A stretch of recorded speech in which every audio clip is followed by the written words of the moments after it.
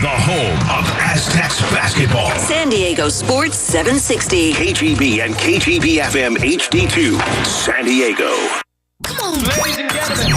We're talking Aztecs. So let's get the best source. Key to our success, though, is the defense and the rebounding. This is the Brian Dutcher Show. Get the latest info about the Scarlet and Black as we talk to the man at the top. We got to have an 8, 9, 10-man rotation because it's a hard conference. The Brian Dutcher Show is sponsored by ShopAztecs.com. ShopAztecs.com is your official store for team apparel. Visit ShopAztecs.com for the latest Sdsu gear and Kaiser Permanente for all that is San Diego for all that is you. Now, it's the Brian Dutcher Show. All right, the Brian Dutcher Show, San Diego Sports 760. Another really busy week for the Aztecs. On the road at Colorado Springs, back to San Diego for a day or so, and then back to Reno for Nevada. Coming up, another big game. They're all big. San Diego State, Nevada, coming up Saturday night at 7 p.m. with pregame coverage at 6 p.m. right here on San Diego Sports 760. We're joined right now by the head coach of the Aztecs, Brian Dutcher. If you have a question for Dutch, as we've told you over the last hour, you can text us. We'll get to him. 70470. Start your message with the word team. Dutch, just like you thought last night. I mean, right? I mean, what an incredible game. I mean, let's just start there. That's an incredible college basketball game. What did you learn about your team where there were 4, 5, 6 times in that game where it looked like you weren't going to win it, yet you still somehow found a way to win? And thanks for joining us. Yeah, obviously we didn't play perfect, but we played gritty. I mean, we found a way to overcome disappointment, overcome some poor play, and make a play at the very end. Looks like we stole a victory from what was going to be a defeat. And, you know, they miss a second free throw. It bounces twice. They tip it in, 4.5 seconds. You know, we had enough time. I told the refs I want to make sure that wasn't a goaltend. It wasn't over the rim. And then they took time to make sure they had the time right on the clock and gave us plenty of time to draw something up and get downhill. And Wayne McKinney made a great play to win us the game. What goes into the decision, Dutch, when you're drawing up late game situations like that, which you've done time and time again in your career? How do you make the call that it's going to be Wayne in that spot? I think just because of the second half he had. You know, he scored a lot of timely baskets for us early in the second half.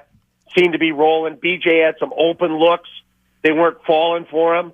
I just thought Wayne's confidence and ability to get downhill, you know, I thought that was the right guy at the right time. Do you tell the player in that spot when you draw it up, and clearly it's executed perfectly, because you get that beautiful screen from Jared Coleman-Jones, and then Wayne with the wherewithal there to keep an eye on the clock and get downhill and get to the rim. But are you telling the player in that spot, like, I don't know where you're going to get? Like, you might be pulling up from 35 feet or 25 or 15. Like, what are you telling Wayne as you draw that play up? Yeah, I said, Wayne, ideally we want to get downhill to the basket, but if they make you go backwards on the first catch, you get 4 dribbles. It's usually a dribble a second. I think he got 5 dribbles. It was 4.5 seconds. So I can't tell you what shot it's going to be. If they send you backwards and you can't get downhill, you might have to pull up and shoot a jump shot. And I remember New Mexico a number of years back. I ran a play to try to get Lamont to the rim, and he in his own mind had been working on the pull-up jump shot and shot up the pull-up jump shot for 3 to win the game. Mm-hmm. So sometimes you have a thought in your mind of what you want, but sometimes you have to settle for what the defense gives you. You know, it's interesting because I think I saw some quotes from Wayne postgame who said, you know, I wanted to learn from the late game situation against Utah State, which was just a live ball circumstance, right? Utah State hits a 3. The play continues. Wayne ends up, I mean, he had a decent look, but it was a 3 from the right wing. It was on target, but I think he missed it maybe a hair short in that moment. Do you feel as if, like, what was the takeaway from that moment for Wayne McKinney as he kind of applied it to last night? You know, I think the ball just ended up in his hands. I was trying to take a timeout at the end of Utah State. The ball got thrown in, and now he's just trying to get downhill. Last night was more of a designed look. And like I said, I've won both ways, where I've taken a timeout and something's worked out, or I haven't taken a timeout and it's been good. And so sometimes you take a timeout, you think it's going to be good, and you might have got a better shot just going down the floor. So players have to make plays with the game on the line. I was happy to go to Wayne. We executed and got the shot we wanted. And sometimes that doesn't happen, but it happened last night. So you're in a situation where this has happened kind of the last couple of games where these games are being officiated. I don't know what the right word would be. I guess tightly. I mean, there were 71 combined free throws. Air Force shot 44 free throws last night in 45 minutes. You lose Nick Boyd and Miles Bird to foul out in the game. What are you telling your team in that moment? You're heading into an overtime session. You don't have a couple of your lead horse guards. What's going through your mind as a coach when you're just dealing with foul trouble essentially all night long? You had 4 players with 2 fouls in the first half last night. Yeah, I mean, you don't know what you're going to get. That's the honest truth, John. You know, you watch a game in the conference. I watched a game earlier this week, and it was a bloodbath. They would not call anything. I thought guys were getting destroyed, fouled. And then you get one of those guys off that crew on your game one day later, and they call everything. And so he gets paired with 2 different guys, and a guy that wouldn't call a foul the night before can't stop blowing his whistle because of the guys he's working with. So you got to adjust. I mean, it's a hard job. These guys have a hard job officiating, and you have to settle into how they're calling it. And it got caught a lot of fouls last night, a lot of free throws. And we've given up a lot of free throws in our last 2 games. And traditionally, we don't do that. We play good defense without fouling. But the last 2 games, the opponent has been on the line a lot. Did you feel the impact last night? And you've coached at elevation so often, and we know that it can impact different players in different manners, and maybe it impacts you in one game, but not necessarily the next. Was it impactful in your mind as you're watching that game play out? Did you feel as if the elevation was impacting your team? Yeah, some of the guys get impacted more than others. Like if you've got guys with a sickle cell trait, it's harder for them. You know, you have guys with some underlying conditions that aren't public, you know, health-wise, and it's a struggle. And like I said, it's not something where you look up as a coach and the guy's got his hands on his knees and he looks like he's out of breath. It's like you're a half step slow to a play. You know, you're just that half step slow, and a half step can win or lose you a game. And so we've been playing multiple bodies. So we try to have the guys out there we thought were dealing with it the best and found a way to win. I want to go back to the Jared Coleman-Jones screen that he said. First of all, I thought overall, right, really good game. 14 points. He drew a lot of fouls, 6 rebounds. He got to the free throw line last night as well. I mean, that screen is so impactful, right? I mean, without it, you might not win the game. He's got to set it perfectly because the way the whistle was being blown, if he doesn't set it perfectly, it's going to go as an offensive foul. Can you take us through that play design and the job that Jared did to kind of spring Wayne? Yeah, if Jared can get a good screen on the guy, you know, they're going to switch all those screens anyway. Yeah. But Wayne moving at full speed, if the guy guarding him's not running with him, if you can get a screen on that guy, the guy that's switching onto him is not moving at that speed. He's going basically from a stop trying to catch up to a guy that's going at full speed. And so as much as you want to switch, Wayne's momentum carried him by the guys that were trying to switch onto him because they were moving from a standstill into a run. And so the screen was everything on the play to make sure we got the guy that was running at Wayne's speed off him. What's it been like to coach Jared in his first and only season on the Mesa? What have you seen from him as this season prolongs? I mean, I talked with Jared today. We've been hard on Jared, you know, because he shows flashes of where he's a really, really good player, but it's a loss of concentration at times where, you know, I told him, Jared, you're playing with 3 freshmen and 3 sophomores. I'm holding you more accountable than anybody else because you played 5 years of college basketball. And so sometimes that might not be fair to you, but I'm setting your bar at a higher level than I'm setting other people's bar because of your experience, because when I talk to you, you understand what's going on. You're extremely intelligent on the floor. You make really good plays, but I have to have you make more of them longer. So I put a lot of heat on Jared. And to his credit, he is responding. He's getting better. So I still think the best basketball for him is yet to come. Yeah, he played over 32 minutes for you last night. Again, 14 points and 6 rebounds. Did you hear this number, Dutch? I don't know if it came from Sports Information or Mark Ziegler. We had Mark on yesterday. He had an amazing note that I wasn't aware of, and I think I have it right. He said of the 150 youngest Division I teams, which includes San Diego State, you just talked about it, 6 players in your rotation, sophomore eligibility or younger. Of the 150 teams with this level of youth, or the youngest teams, there's only one currently in at-large consideration for an NCAA tournament bid. It's San Diego State.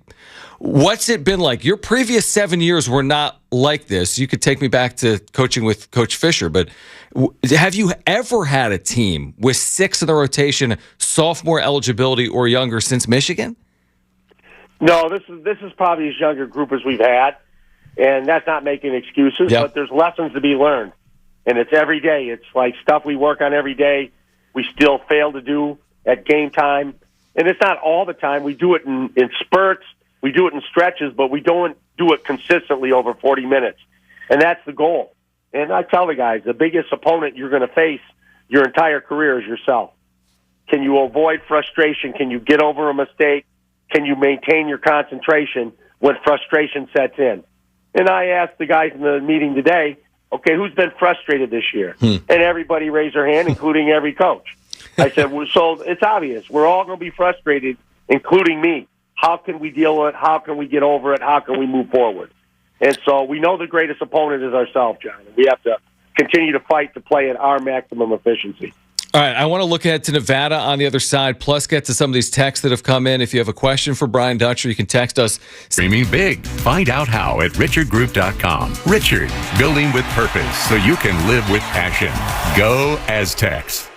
It's the Brian Dutcher Show on the home of San Diego State. San Diego Sports 760. All right, another handful of minutes here with Brian Dutcher. He's getting his team ready for Nevada, which is coming up Saturday night in Reno, back at Elevation for the Aztecs. They continue this road trip Saturday at 7 p.m. We'll get your text as well, 70470, start it with team.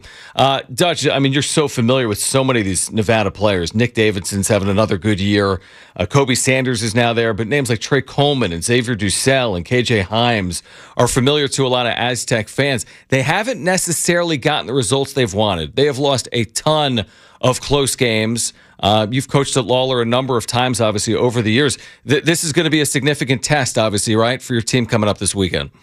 Yeah, absolutely. They got off to a tough start. They lost a couple buzzer beaters. Then they went on a 3-game win streak and then had to go to Utah State last night. And I thought they were competing at a high level. Utah State put 90 up. Yeah. But I'm telling you, Nevada was competing. That's what you look for as a coach. Is your team competing? They guarded. They played so hard. But Utah State's playing at another level right now. I think they had 16 threes. They move at an elite pace offensively. And I told the team today, I said, this guy at Utah State's doing a better job with their offense than I'm doing with mine right now. We have to fight to get better.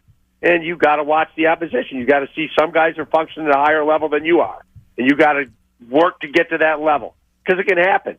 But I thought Nevada didn't lose because they had given in or they gave up. They played hard, but Utah State just was at home and had a night of shooting where you make 16 threes. I think you're probably going to win. Yeah, you're going to beat everyone hitting 16 threes. I feel like over Nick Davidson's career, you've been so complimentary of this player. I mean, he's shooting 41% from three. He's shooting 51% from the floor. He's a great rebounder. He's a great passer. He obviously scores the basketball at a high level. How have you seen his progression through his time? And I'll bring one more thing up. He stayed at Nevada. Yeah, that's right. He could have got any money he wanted in the portal, probably was offered a ton of money, but stayed loyal to his school. And that says something about him, too. Yep. And, he's having a phenomenal year. He's a great player. He can score at every level. You know, he shoots it. He can drive you. If you switch or he wants to, he can take you in the low post and go to work. So he is an extremely talented player, a first-team type all-conference player that we're going to have to concentrate our defensive efforts on in order to try to hold him down as best we can. No doubt. All right, let's get to some of these texts here. 70470, start it with team. This one just rolled in from 916. He says, Dutch, last night, for the first time in 10 games, somebody, Wayne McKinney, other than Bird or Boyd, was the Aztecs' leading scorer. He asked this, is Coach Dutcher happy with that stat, or would he like to see more spread-out scoring? No, I mean, there's nothing wrong with having a guy jump up from the bench when the other guys are fouled out and step up and play well. And Wayne is a gifted scorer. You know, sometimes, he tries to go into spaces that aren't there. So as he continues to learn, play with us, we continue to open up more space for him to get downhill. He is one of the guards that we got that can really get downhill to the basket and is a gifted scorer. So we have to find a way to create more space for him so he can attack. I think Miles Bird said after it was the UNLV home game, he said post game with the media, I let some things get away from me. Like I was kind of worried about previous plays, and I kind of got in my head a little bit. Last night he had that technical at the end of the first half, which put him on the bench because it was second personal foul. He didn't hit a three. What do you say to Miles after the ebbs and flows of a season coming off UNLV and last night? Yeah, it's the tough stretch. Everyone's going to go through one. He played great at Colorado State, and then he had a tough performance against UNLV and not at his best last night. But you're going to have that happen to you. You have to stay confident. You have to watch tape. You have to learn from the mistakes you're making, how they're playing you differently. You're the go-to guy. You're getting more attention. You have to become more of a playmaker. You're not going to get the shots you got if everyone keys their defense to you. So there's lessons to be learned every time you step on the floor. And, I think people know this, but we've been going hard since July. It is mid-January. And so to be at your absolute best, and we're not playing games in July, but we're going hard. That is a long, long season, and that you have to find a way to persevere through it, knowing that there are going to be some stretches where, as bad as you want to, you're not going to be at your best. But continue to trust in the process, continue to grind as hard as you can, and sense that the season is winding down, that the end is in sight, and you got a chance to play for something special. Yeah, it's well said. I can't believe it's taken us this long to get to this, but off the text line, 619 wants to know if there's an update on Reese Waters. Reese Waters, he's shooting now. He's doing some stuff, but he's still a ways away from playing, and so that's a discussion. I think he's got another scan coming up. The healing is taking place slower than any of us want, but then Reese will have a decision. Does he want to try to come back this year, or is it in his best interest to take this year, recuperate fully, and then come back and help the Aztecs next year? And so that's something Reese and I will continue to explore daily as we inch our way forward. 619 Dutch wants to know, in this NIL era, this is kind of out of left field question, but I like it. Does the university provide tax/investment guidance for the players? They have a wonderful opportunity to build wealth in their 20s, and he says, I hope they take advantage of it. Yeah, obviously, Mesa Foundation, we have talks with them about, financial literacy and how to save money, spend money. We help them with taxes, all that stuff that adults are doing. And now they've got a little money, and they have to know how to manage it and pay taxes and become a responsible human being. And, it used to be when that scholarship check ran out, you'd be like, well, where's my next check coming from? Now they have an ability to make a little money, save a little money, and start setting themselves up for a future. Dutch, has Mesa, and this is kind of looking into the future, you always have one eye, obviously, on what your next team is going to look like, the recruitment process, the transfer portal. Has Mesa put you in a situation where you have the resources that are necessary to sustain your roster and build the roster as well moving forward? It all depends on how our guys play. Yeah. It's like Lamont, the amount of money he got, Mesa could raise a ton of money. It'd be hard to keep him based on what Kentucky's paying him. So that's just the reality of it. Yeah, we have enough money to be competitive with the event we played in. If we didn't have the event, the players-only event, Players Era event, we wouldn't have the money needed in order to probably keep our roster intact. So the hope is we can keep our roster intact. And a lot of it will be at a discounted price for what they could get on the open market with the money that's out there from these Power 4 schools. But we work hard with the kids. They respect us. They respect San Diego State. They love it here in San Diego. They love the growth in their games in the program, and so we have a competitive chance to keep all our roster intact and continue to build on it. Dutch, one more off the text line was asking again about, I'm trying to find it here, about officiating. Just about how the games have been officiated he says, please ask Dutch about the change in officiating the last couple of games. I know he's always publicly complimentary of the officials, but he can't be thinking this way behind the scenes, but you've coached a long time, Dutch. Some games you're going to have a game where they're letting things go. Other times it's tight. Sometimes you get a whistle. Sometimes you don't. How do you deal with that? Yeah, well, I wouldn't say I'm complimentary of the officiating. I'm tolerant of it. Yeah. I tell them it's a hard job. I don't tell them they do it right, but I tell them it's a hard job. I know it's hard to officiate, but I don't sit there when we give up all the free throws, we're giving up and say, hey, they did a great job. I'm tolerant. I just say it's a hard game to officiate. So that's my way of saying, hey, it's inconsistent. It's tough. You don't know what you're going to get from game to game. You have to adjust to the officiating. And we've played games this year where we have been assaulted with no calls. Yep. We've played games this year where if you come close to a guy and barely touch him, it's a foul. And so it's adjusting to who you got on the game, how they're calling it. And that's the frustrating part is you don't get a consistent call from game to game. It's called different. That's not to say it's fair or unfair. You have to adjust the way that particular game is being called, and you have to do it extremely fast in order to stay in the game and be productive in the game. Real quick, Dutch, before you go, you just reminded me of something. Are you ever in a spot? I don't know how many technicals you've had in your career. It's not a lot as a head coach. I know that. I don't know if there's a tracker, but in the UNLV game at home, I think you're down 13, and then Boyd hits back-to-back threes. All of a sudden it's 7, then it was 3. But there was a moment there where it almost felt as if, did you feel as if you might be on the verge of getting a technical in a spot, or were you willing to get a technical in that spot to potentially change the way your team was playing, or not? I don't think I'd want a technical there, but I voiced my displeasure as loudly as I could. Right. Sometimes you can get a technical for just raising your arms. Right. You don't even have to say anything. You raise your arms and swipe them down fast at an official. They get pissed at that. They'll tee up.